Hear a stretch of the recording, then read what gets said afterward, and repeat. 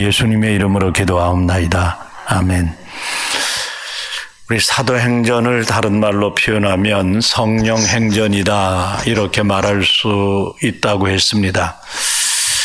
예수님께서 십자가에 죽으시고 부활하신 후 40일 동안 이 세상에 계시면서 너희는 몇 날이 못되어 성령으로 세례를 받을 것이다. 그래서 이 120명의 제자들이 마가의 다락방에 모여서 한 마음으로 저들이 기도하고 말씀을 보며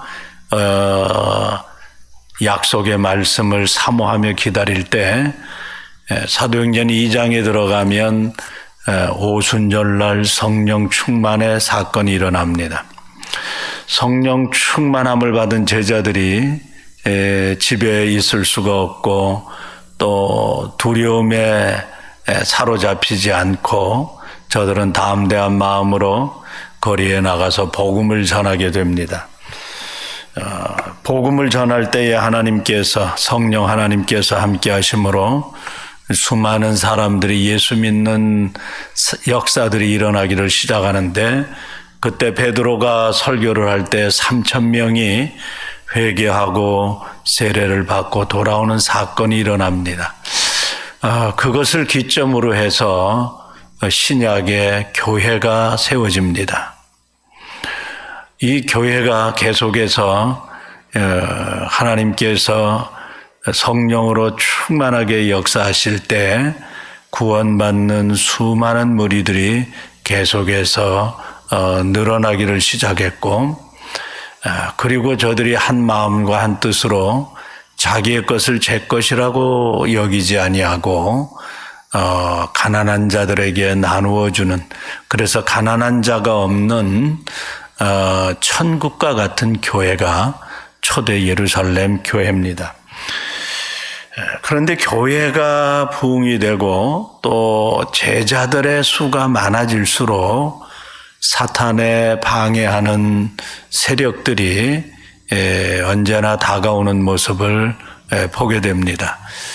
그래서 사도행전 5장에서는 물질을 가지고 교회 안에 아나니아와 삽비라 부부를 통해서 들어오는 모습을 보게 됩니다.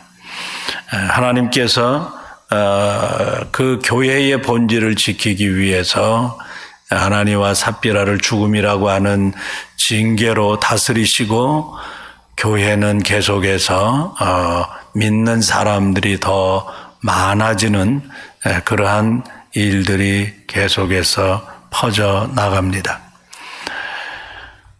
오늘 우리가 읽은 이 6장에서도 또 하나의 문제가 터지는데, 그것은 사탄이 교회가 부흥되고 제자들의 수가 많아지니까 또 다가와서 성도들을 넘어뜨리는 그러한 일들이 나오는데, 그런 일들은 여기 구제하는 일이라고 얘기했는데 이 말의 의미는 접대한다, 그런 의미입니다. 그러니까 음식을 접대하는 그러한 모습을 가리켜서 여기 구제라고 하는 그런 표현을 썼는데, 또 2절에 보면 접대라고 하는 그런 표현을 썼죠. 이게 같은 말이에요. 그래서 구제하는 일, 접대하는 일로 통해서 교회 처음으로 원망하는 사건이 터집니다. 그것이 6장의 사건이에요.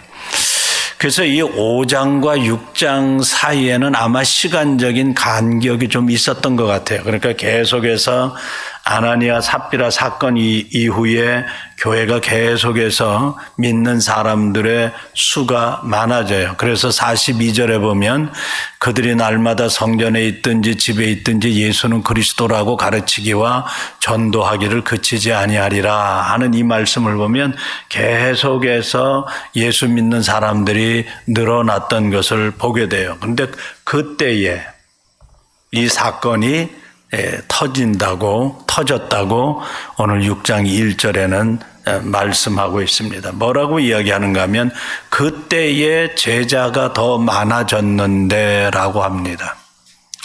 성도들이 많아진 것은 뭐 너무나 자명한 사실이죠. 교회 들어오는 사람들이 계속해서 많아지니까 베드로가 한 번 설교할 때 3,000명 회개하고 들어왔죠. 두 번째 베드로가 설교할 때 5,000명 회개하고 들어왔죠. 그러니까 베드로가 설교해서 들어온 사람만 해도 8,000명이고 12사도가 나가서 복음을 전하고 또 120명의 제자들이 나가서 복음을 전하니까 계속해서 사람들이 많이 들어왔을 거예요. 그래서 오늘 본문에서는 제자가 더 많아졌다 그래요. 이 제자가 많아졌다고 하는 것은 평신도가 아니다 그런 말이죠. 제자는 그래도 주님의 성품을 닮아가려고 하는 사람들, 주님의 어떤 향기를 나타내려고 힘쓰고 애쓰는 사람들을 가리켜서 제자라 그래요. 그래서 제자는 주님을 닮아가는 사람들이다 그렇게 얘기를 하죠. 그렇게 제자들이 많아지는데 교회에서 원망하는 사건이 터져요. 히브리파 과부와 그 헬라파 과부들이 있었는데 히브리파 과부는 예루살렘 이스라엘 땅에 살고 있었던 히브리 사람, 오리지널 유대인들을 가리키는 사람들이죠. 그 사람들 히브리파 사람들인데 히브리파 사람 중에 과부들이 있었죠. 그래서 그 사람들을 가리켜서 히브리파 과부라고 하는데 물론 이 당시의 언어는 주로 아람어를 썼어요. 네, 그러나 유대인들은 히브리 말을 다 할 수 있는 사람들이죠.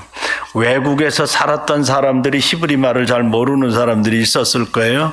헬라 말을 쓰는 사람들이 있었는데 외국에서 사는 유대인들, 헬라 말을 쓰는 유대인들 이런 사람들이 이스라엘 예루살렘에 들어와서 같이 예루살렘 교회에서 신앙생활하고 있는 사람들이 있었는데 그 사람들을 가리켜서 헬라파 유대인들이다 그렇게 얘기를 합니다.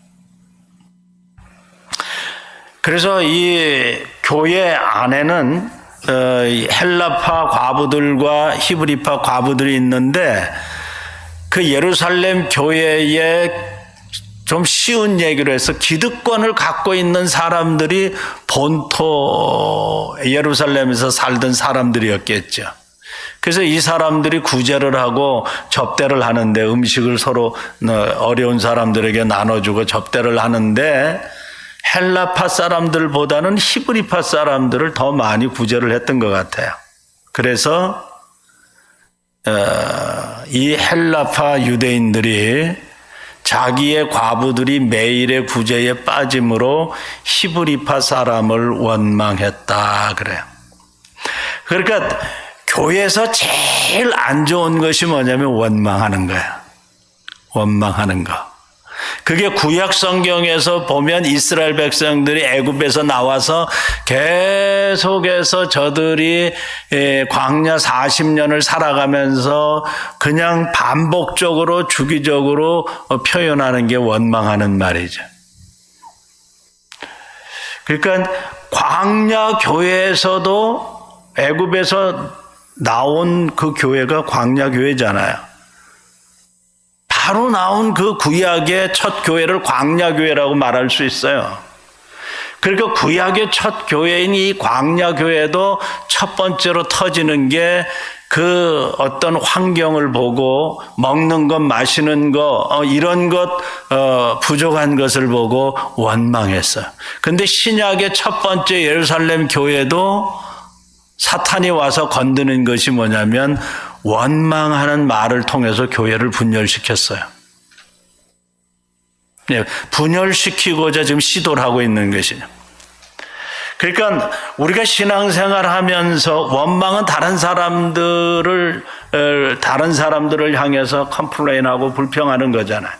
나는 옳고 다른 사람은 틀린 거야. 내 생각은 옳고 다른 사람들의 생각은 틀린 거야. 내 주장은 옳고 내 판단은 옳고 다른 사람들은 다 틀린 거야. 그래서 그 사람들이 하는 것을 보고 못마땅해서 원망하는 거죠. 가정에서도 마찬가지예요. 부모와 자녀들 관계에서, 남편과 아내의 관계에서 원망하는 가정은 분열될 수밖에 없어요. 생각이 분열되고 마음이 분열되고 다 갈라지는 거예요. 그게 마귀가 노리는 가장 큰 작전이라고도 볼 수 있어요. 마귀는 언제나 분열시켜요. 특별히 교회를 분열시키고 성도를 분열시키고. 그래서 원망하는 이 말이 우리의 입에서 나오지 말아야 돼. 목구멍까지 올라오면 여기서 그냥 딱 끝나고 자제시켜야 돼요. 아니면 여기까지 올라오기 전에 그 마음 속에서 그런 생각이 누구나 다 솟아나겠죠. 마음에 원망하는 마음이 누구나 다 있잖아요. 내 마음에 안 들면 더 원망하게 돼 있지. 그런 내 마음에 안 들어서 내 생각과 안 맞아서 원망하는 마음이 나오면 여기까지 나오게 여기서 다 우리가 해소를 해버려야 돼. 제거를 해버려야 돼. 내 마음에서 원망하는 둥지를 틀지 않게 여기서 해결해야 돼요. 그렇지 않으면 계속 마귀의 종이 되어서 끌려가는 거죠. 이 구제하는 것, 접대하는 거 얼마나 좋은 일이에요. 얼마나 아름다운 일이에요. 그런데 이 구제하고 접대하는 일 때문에 파가 갈라지고 서로 원망하는 말을 내뱉게 됐다. 그런 말이에요. 그러니까 12사도가 모든 제자들을 불러놓고 해결책을 제시해요. 어떤 해결책을 제시하는가 하면 사도들이 문제를 해결하는 해결책은 뭐냐? 오늘 본문에서는 우리가 하나님의 말씀을 제쳐놓고 접대를 일삼는 것이 마땅하지 아니하다. 그렇게 얘기하고 4절에 보면 오로지 기도하는 일과 말씀 사역에 힘쓰니라. 그렇게 했어요. 그러니까 사도들이 교회에 문제가 생겼을 때 해결하는 방법은 말씀 사역과 기도 사역.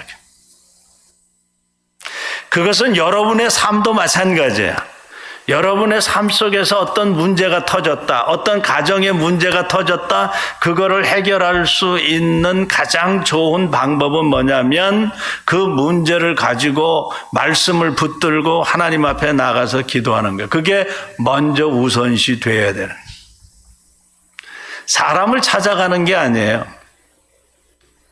돈을 찾아가는 게 아니에요. 원망이라고 하는 문제가 터졌는데 사도들의 해결 방법은 말씀을 붙들고 기도하는 것이다. 교회에 문제가 터지면 교회에 성도끼리 싸워서 막 분열이 일어나면 성도들 쫓아다니면서 설득하고 납득시키려고 하는 건 두 번째고 첫 번째로 해야 될 게 뭐냐면 말씀을 붙들고 하나님 앞에 나가서 기도하는 것이 먼저다 그런 말은.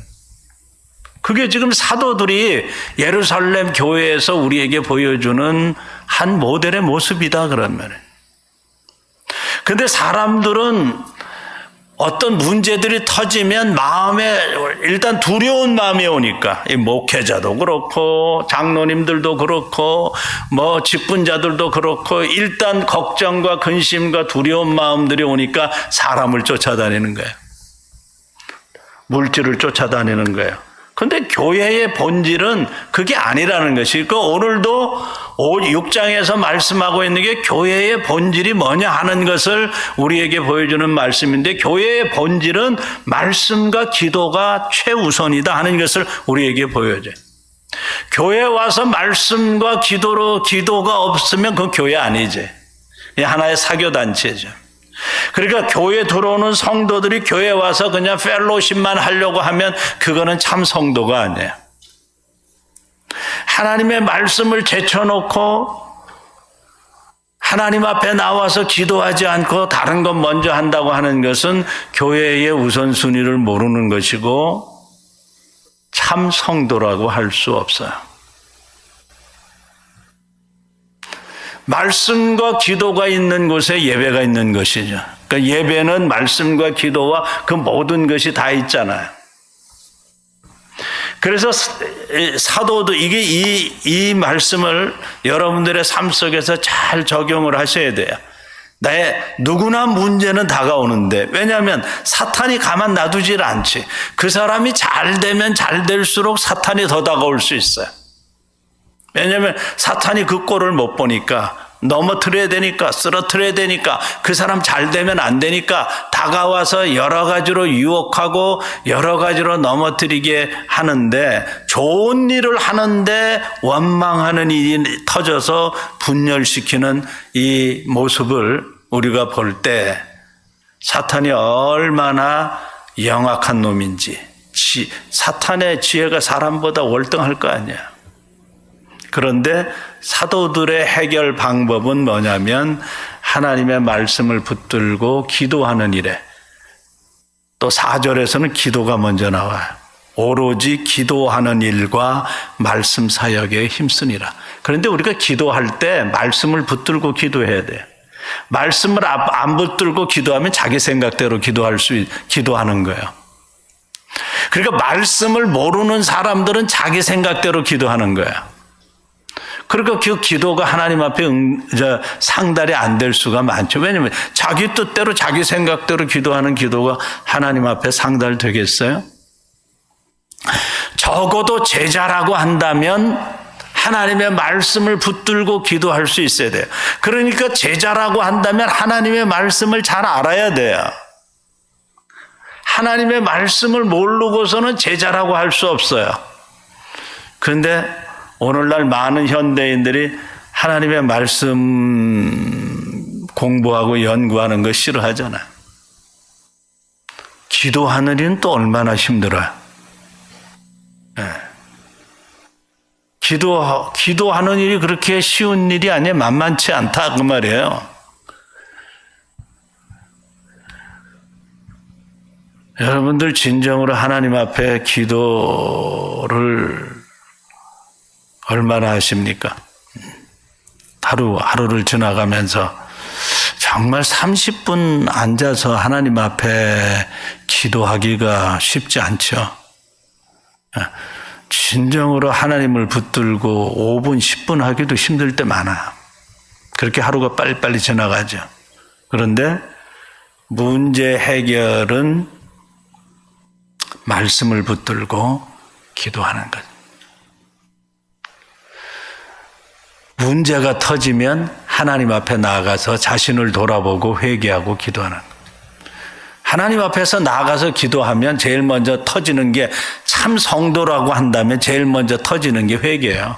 자기 자신을 보면서 회개한다고.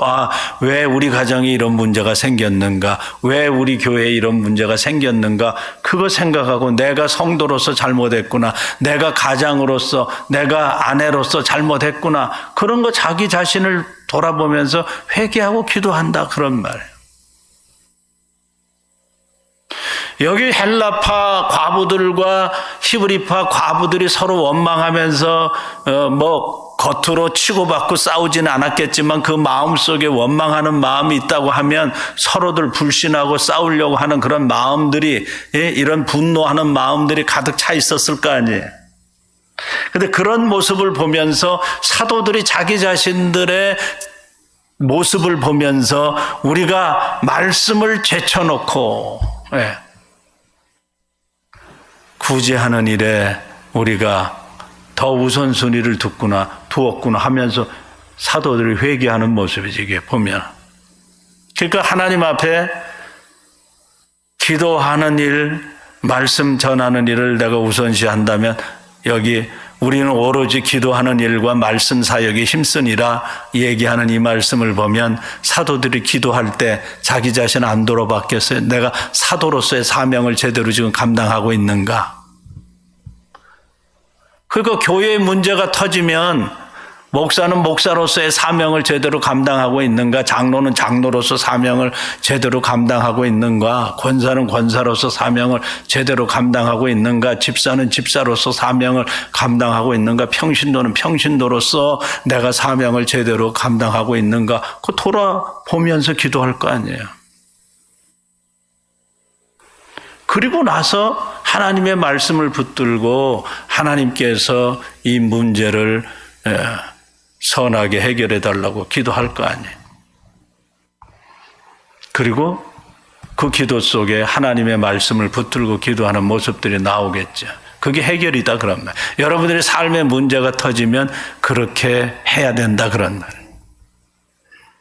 그거 안 하고 그렇게 안 하고 내 인간적인 생각으로 뭐 이리 뛰고 저리 뛰어봐야 문제 해결이 안 된다 그런 말이야. 힘만 들지. 인생이 고달프지야. 소득이 없지. 그래서 사도들이 자기 자신들의 문제를 돌아보면서 우리가 기도하는데 전념 안 하고 말씀 전하고 말씀 가르치고 말씀 사역하는데 우리가 전념하지 않아서 이런 일들이 생겼구나. 자기 자신들을 돌아보면서 우리는 오로지 기도하는 일과 말씀 사역에 힘쓴다. 그래서 이 일을 하기 위해서 그 다음에 방법이 뭐냐면 7 집사를 뽑았다 그런 말이에요. 7 집사를 사도들이 뽑은 게 아니에요. 오늘 본문에서는 예루살렘 성도들이 7 집사를 뽑아서 사도들 앞에 데리고 왔죠. 사도들 앞에 놓았어요. 그런데 7 집사를 뽑는 기준이 있어요. 오늘 3절 말씀 보면 사도들이 그렇게 얘기해요. 형제들아 너희 가운데서 성령과 지혜가 충만하여 칭찬받는 사람 7을 택하라. 우리가 이 일을 그들에게 맡기고 구제하고 접대하는 일을 그 사람들에게 맡기겠다. 그렇게 얘기해요. 근데 여기 전제가 있죠. 성령과 지혜가 충만하여 칭찬받는 사람. 이게 최초의 예루살렘 교회의 일꾼이에요. 그래서 이 기준이 오늘날까지 우리가 그 일꾼들을 피택할 때 이런 기준을 두고 하죠. 그 성도들이 일꾼을 뽑을 때 성령과 지혜가 충만한 사람, 성령이 충만한 사람, 성령이 충만해야 하나님의 뜻을 알고 성령이 충만해야 교회에서 일하는데 성령의 인도하심을 따라서 교회에서 일을 하지 성령이 충만하지 않으면 자기 생각대로 판단하고 자기 생각대로 일해. 그런 사람들이 너무너무 많아요. 그러니까 평신도들이 잘 분별이 안 돼서 또 요새 뭐 한국 교회는 막 뭐 선거 운동도 하고 뭐 밥도 사주고 뭐 이렇게 해서 뭐 그냥 투표한다 뭐 이런 이야기들도 많이 들리는데 이런 건 다 성경적이 아니죠. 우리 교회도 뭐 예외는 아니잖아요. 뭐 우리 교회라고 다 그런 교회 범주에 들어가죠. 정신을 안 차리면 다 그 범주에 들어갈 수 있다 그런 말이에요. 그러니까 성도들이 정말 하나님 안에서 깨어 있어야 된다 그러면 그 성령이 충만한 사람을 뽑아라. 하나님의 뜻을 깨닫고 하나님의 말씀을 사랑하는 사람. 그 성령이 충만한 사람이 하나님이 주시는 지혜가 지혜가 있어요. 세상은 그렇게 만만하지 않아요. 그러니까 하나님이 주시는 지혜를 가지고 또 세상의 지혜도 때로는 필요하죠. 우리가 세상에서도 지혜가 많은 사람들이 자신들의 어떤 앞날의 통찰력을 가지고 지혜롭게 인생을 살아가잖아요. 하나님이 나에게 주시는 지혜를 가지고 교회 일을 해야 돼. 하나님이 주시는 지혜를 가지고 교회 일을 하면 다른 사람들에게 상처 줄 리가 없잖아요. 하나님의 지혜를 가지고 일을 하는데 왜 다른 사람들한테 상처를 줘요? 성령이 충만한 사람인데 왜 다른 사람들에게 상처를 주는 말들을 하고 행동을 하겠어요? 왜 히브리파 사람들이 원망을 들어요? 왜 헬라파 사람들이 히브리파 사람 과부들을 원망해요? 이건 지금 구제하는 밸런스가 안 맞았다 그런 말이에요. 그러니까 히브리파 사람들이 구제를 하려면 공평하게 공의롭게 해야 되는데 이게 한쪽으로 치우쳤다 그런 말이에요. 사람이니까 그렇게 치우칠 수가 있고 성령에 충만하지 않으니까 그렇게 치우칠 수 있어요. 왜? 자기가 좋아하는 사람한테 더 줬다 이런 말에 쉽게 얘기하면 내 히브리파 내 소속에 있는 사람한테 더 주는 거예요. 헬라파 사람들은 매일같이 구제에 빠졌다. 주는 일에서 빠졌다 그러죠. 그러니까 이게 사람의 감정이 들어가는 거예요. 하나님의 말씀대로 하면 공평하게 골고루 다 이렇게 해야 되는데 벌써 이게 6장에 오는 이 시간이 흘러가니까 벌써 사람들 마음속에 가난한 사람들이 하나도 없었다고 했는데 벌써 6장에서는 주는 일 때문에 자기의 감정을 따라서 이 사람은 더 많이 주고 헬라파 사람들은 안 주고 이런 식으로 구제를 했을 가능성이 많죠. 오늘날 똑같잖아요. 나하고 좀 친한 사람은 좀 더 주고 안 친한 사람은 아예 배제해버리고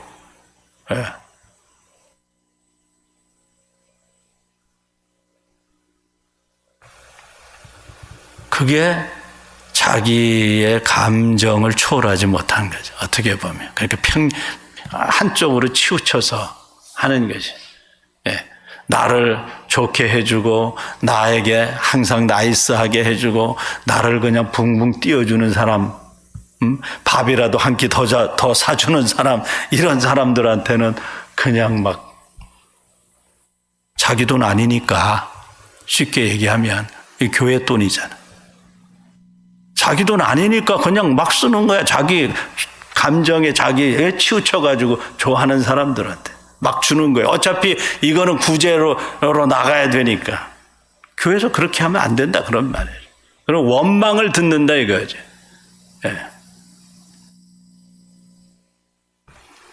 이건 성령 충만한 모습이 아니고 지혜 충만한 모습이 아니고 이건 칭찬받는 사람의 모습이 아니다. 그렇게 막 치우쳐서 이렇게 하는데 사람들이 그 모습을 보고 칭찬하겠어요? 치우쳤다 그렇게 얘기하지. 지혜가 없다 그렇게 얘기하지. 그래서 성령 충만하고 지혜 충만하고 이런 사람들이 칭찬을 받는데 그런 사람들 가운데서 또 칭찬받는 사람을 택하라. 예루살렘 교회가 이 당시 성도 수가 한 2만에서 3만 됐을 거라고 봐요. 굉장히 많은 숫자죠.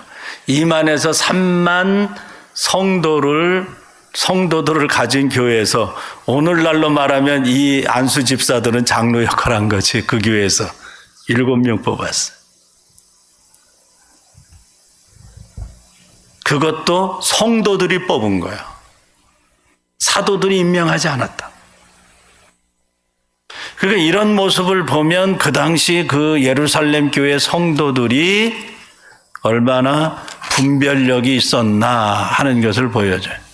그래서 5절 말씀에 보면 스데반과 빌롭과 빌립과 브로고노와 니가로노와 디몬과 바메나와 니골라를 택해요. 그런데 여기서 7집사 중에서 특별히 우리가 2사람을 여러분들이 주목해야 돼. 스데반, 빌립. 스데반이 계속해서 설교를 해요. 그러니까 스데반이 안수 집사인데 성령의 큰 감동을 받아서 6장, 7장에까지 이르면서 설교해요. 굉장히 긴 설교를 하는 거예요. 여러분이 스데반과 빌립 집사의 기사를 사도행전을 보면서 주목해서 보시기를 바랍니다. 그렇게 했더니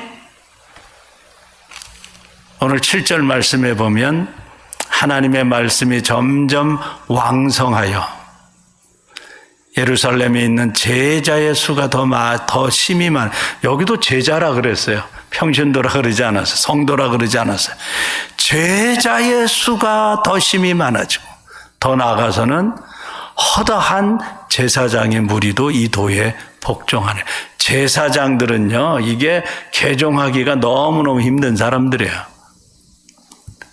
이 사람들은 사두개파에 소속된 사람들인데 이 사람들은 현실주의자이고 로마 정부와 결탁해서 자기의 기득권을 놓지 않으려고 하는 사람들, 이 세상에서 잘 먹고 잘 사는 데만 관심이 있는 사람들이 제사장들 무리인데, 그 제사장들이 예수의 복음을 듣고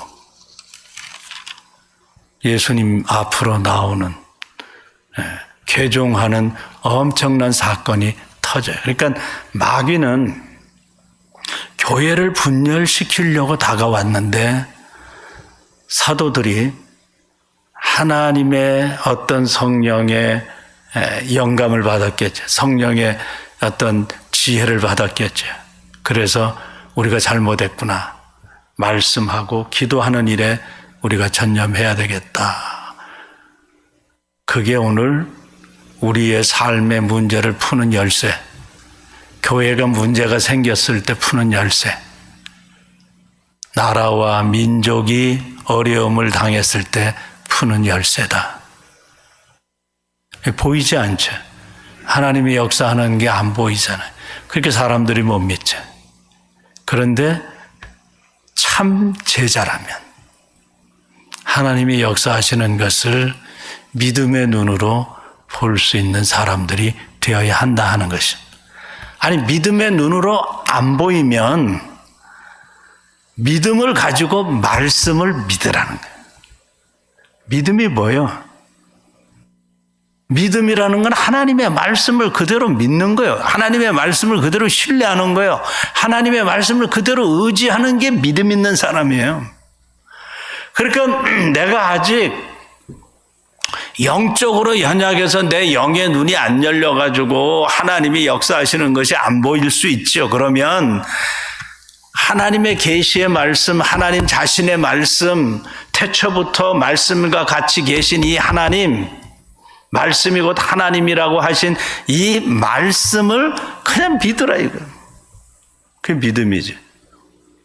근데 그 믿음도 엄밀한 의미에서는 우리 안에서 생기는 게 아니라 하나님이 주시는 선물이에요. 하나님이 믿음을 줘야 이 말씀이 믿어지는 거예요.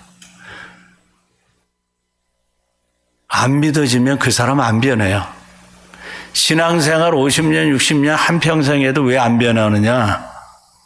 말씀이 안 믿어지는 거예요. 그냥 머리로 그냥 아는 거예요. 그냥 습관적으로 들어서 그냥 아는 거예요. 그걸 지식적인 믿음이라 그래요. 이게 믿어져야 내 가슴이 뜨거워지고, 이게 믿어져야 내 삶 속에서 하나님의 손길을 체험하게 되는 것입니다. 우리는 인생을 살아가면서 앞으로도 많은 문제들이 다가올 수 있어요. 아마 다가올 겁니다. 왜냐하면 원수 마귀가 우리를 가만히 안 놔줘요. 우리가 잘 되면 잘 될수록 더 크게 다가올 거예요. 뭔가 터지면 터질 때마다 어디로 돌아가야 돼요? 본질로 돌아가야 돼요. 본질이 뭐예요?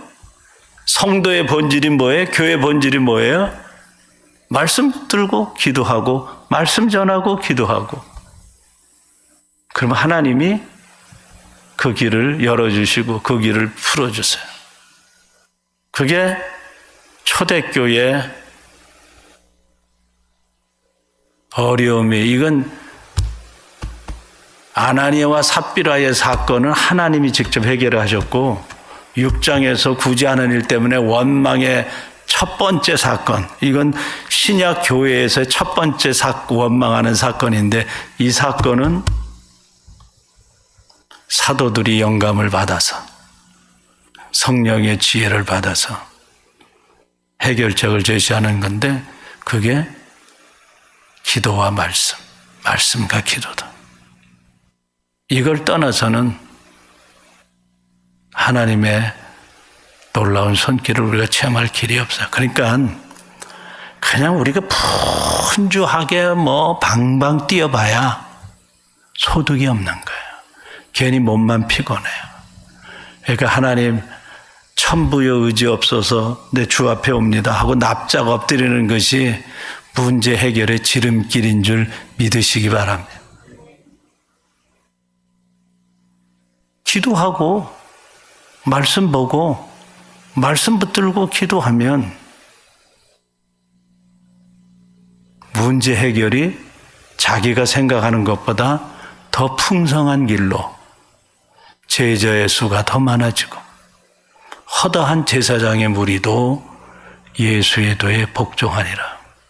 이건 사람이 생각할 수 없었던 일들이 일어나는 거죠. 그래서 교회가 계속해서 더 왕성해가는 모습을, 사탄의 유혹을 이기고 더 왕성하게 나가는 모습, 이게 교회의 본질이 회복될 때 일어나는 모습이었다. 옛날이나 지금이나 앞으로 똑같겠죠.